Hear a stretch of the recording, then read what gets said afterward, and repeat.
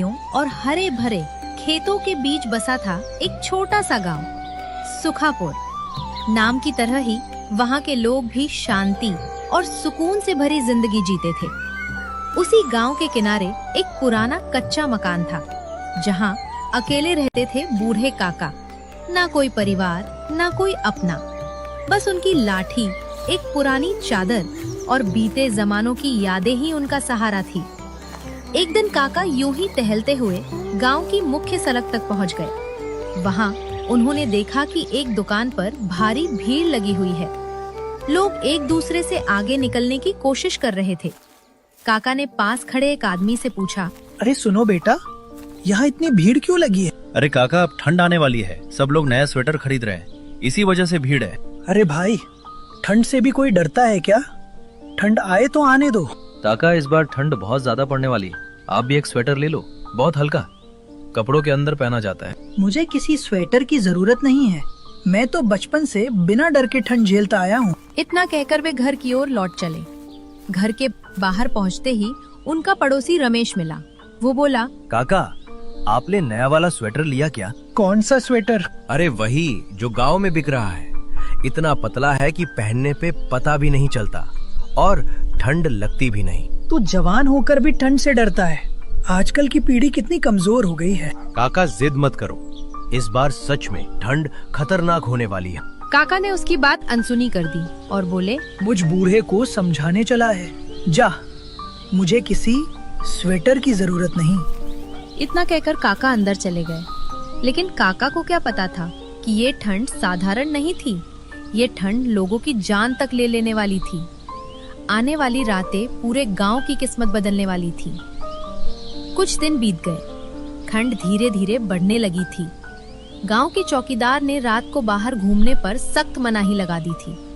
हालत इतनी खराब थी कि स्वेटर पहने हुए लोग भी कांप रहे थे। हवा में एक अजीब सी सहरन घुल चुकी थी। उस रात रमेश अपनी पत्नी ममता से बात कर रहा था। अरे ममता, तुम्हें पता है, हमारे पड़ोस के काका बिना स्वेटर के भी आराम से रहते हैं। उन्हें तो जैसे ठंड लगती ही नहीं। कुछ भी बोलते रहते हो जी, ऐसी ठंड में कोई बिना स्वेटर के रहे असंभव, अकड़ जाएंगे ठंड से। तुम्हें यकीन नहीं होता? चल अभी उनके घर चलते हैं। दोनों तुरंत काका के घर पहुंच गए। काका ने दरवाजा खोला और चौंक कर बोले, अरे रमेश, सब ठीक तो है? इतनी रात को कैसे आ गए? काका, सब ठीक है, बस ममता को यकीन नहीं हो रहा था कि आप इतनी ठंड में बिना स्वेटर रह लेते। अरे बेटी, हमारे जमाने में हम लोग बहुत मेहनत करते थे। खाने में भी शुद्ध और ताकतवर चीजें मिलती थी। यही वजह है कि मेरा शरीर मजबूत है। ठंड चाहे कितनी भी हो, मुझ पर असर नहीं होता। काका, हमें भी कुछ ऐसा बताइए ना, जिससे हम भी आपकी तरह मजबूत बन जाएं। अब के खाने में वो बात कहाँ रही बेटी? आजकल खाने में वो पुरानी ताकत, वो पोषण कुछ नहीं बचा। इसी बीच रमेश का भाई सुरेश हड़बड़ाते हुए अंदर आया। रमेश, ममता, जल्दी घर चलो, थोड़ी देर बाद इस साल की सबसे बड़ी ठंड की लाट आने वाली है, बहुत खतरनाक वाली। ये सुनकर तीनों के चेहरे उतर गए। सब अपने अपने घर की ओर भागे। अरे साल की लाट, आजकल के लोग जरा सी ठंड से घबरा जाते हैं। काका वे बेफिक्र होकर सो गए। अगली सुबह जब काका चौराहे पहुँचे तो वहाँ मुखिया और गांव के कई लोग इकट्ठा थे। माहौल बहुत भारी था। मुखिया ने दुखी स्वर में कहा, कल रात की ठंड की लाट में हमारे गांव के 20 बूढ़े और बच्चे मर गए। अब सबको बहुत सतर्क रहना होगा। काका का दिल धक से रह गया। वे तुरंत गांव के डॉक्टर के पास पहुँचे। डॉक्टर, क्या सच में ठंड से कोई मर सकता है? हाँ काका, अगर शरीर का तापमान हद से नीचे गिर जाए तो मौत हो सकती है।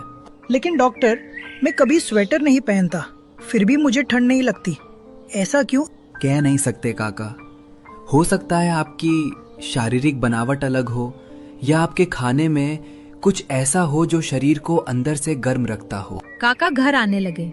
काका पूरे रास्ते सोचते रहे। मेरे खाने में ऐसा क्या है? अचानक उनके दिमाग में ख्याल आया, मैं तो रोज देसी मुर्गी का चिकन खाता हूँ, क्या उसी से मुझे ठंड नहीं लगती?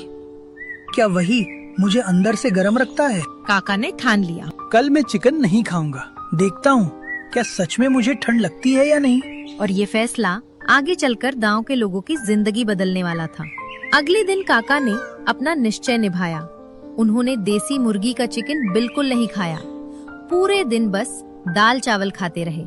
शाम होते होते ठंड की तीखी हवा चलने लगी। रात गिरते ही ठंड और बढ़ गई। अरे बाप रे, ये कैसी ठंड है। सच में देसी मुर्गी ही मुझे बचाए रखती थी। पहली बार काका को ठंड ने इस तरह जकड़ लिया। वे मोटी कंबल ओढ़कर लेट गए और रात भर कांपते रहे। सुबह सुबह काका गांव में चिकन लेने जा रहे थे। तभी रास्ते में मुखिया जी मिल गए। उनके चेहरे पर गहरी चिंता थी। काका, कुछ तो करो। इस ठंड में बूढ़े और बच्चे मर रहे हैं। अब बस आप ही हो जो गांव को बचा सकते हो। अरे मुखिया जी, मैं क्या कर सकता हूँ। ठंड इतनी बढ़ गई है कि मैं भी नहीं संभल पा रहा। लेकिन काका, आप कैसे झेल लेते हैं इस ठंड को? आप पर तो ठंड चढ़ती ही नहीं। कुछ तो राज होगा, हमें भी बताइए। ऐसा कुछ राज नहीं है मुखिया जी। अगर होता तो मैं बता देता आपको। काका, इस समय कोई भी उपाय छोटा नहीं है। कृपा करके बताइए, गांव की जान आपके हाथ में है। काका ने गहरी सांस ली और बोले, ठीक है मुखिया जी, मैं आज पूरा दिन सोचकर देखता हूँ। मुझे कल तक का समय दीजिए। ठीक है काका, हम इंतजार करेंगे। काका एक बड़े नीम के पेड़ के नीचे जाकर बैठ गए। हवा और ठंड तेज थी, फिर भी वे सोच में डूबे रहे। क्या मैं सबको बता दूं कि देसी मुर्गी का चिकन खाने से शरीर में गर्मी बनी रहती है? क्या गांव वाले इस बात पर विश्वास करेंगे? और अगर ना माने तो अगर हंसी उड़ाए तो? काका की आंखें बंद हो गईं। वे मन ही मन बुदबुदाए। पर अगर मैं नहीं बताऊं तो गांव के लोगों का क्या होगा? काका दुविधा में पड़े थे। उधर गांव की निगाहें उम्मीद से उनकी ओर टिकी थी और उधर काका के पास था केवल एक दिन। पूरे गांव की किस्मत बदलने के लिए अगला दिन आ चुका था। आज काका को मुखिया जी और पूरे गांव को ठंड से बचाना था। ठंडी हवा गांव को और भी कमजोर कर रही थी। काका सबसे पहले रमेश के घर पहुंचे। काका, मैंने सुना है आज आप ठंड भगाने का कोई इलाज बताने वाले हो। हाँ रमेश, मेरे पास एक रास्ता है जो सबको बचा सकता है। रमेश बेचैन होकर बोला, तो जल्दी बताइए ना, क्या है वो उपाय? चलो मैं ये बात पूरे गांव वालों को एक साथ ही बताऊंगा। चौपाल पर चलते हैं। दोनों चौपाल पहुंचे। वहाँ भीड़ जमा थी। बूढ़े, बच्चे, औरतें, मर्द सब ठिठुरते हुए किसी चमत्कार का इंतजार कर रहे थे। काका जल्दी बताइए, ये ठंड अब बर्दाश्त नहीं होती। काका ने लंबी सांस ली और बोले, गांव वालों, तुम्हें यकीन नहीं होगा पर ये सच है। मुझे ठंड ना लगने का सिर्फ एक ही कारण है। सारे लोग उत्सुक हो उठे। काका ने धीरे से कहा, देसी मुर्गी का चिकन। भीड़ में सन्नाटा छा गया। रमेश चौंक कर बोला, क्या चिकन? क्या सच में चिकन खाने से ठंड नहीं लगती? हाँ, मैं रोज देसी मुर्गी का चिकन खाता था। उसी की गर्मी मेरे शरीर को ठंड से बचाती थी। तभी भीड़ में से एक आदमी चिल्लाया, मैंने भी कल देसी मुर्गी का चिकन खाया था और सच में मुझे रात भर ठंड नहीं लगी। ठीक है, आज से पूरे गांव में हर परिवार को देसी मुर्गी का चिकन मिलेगा।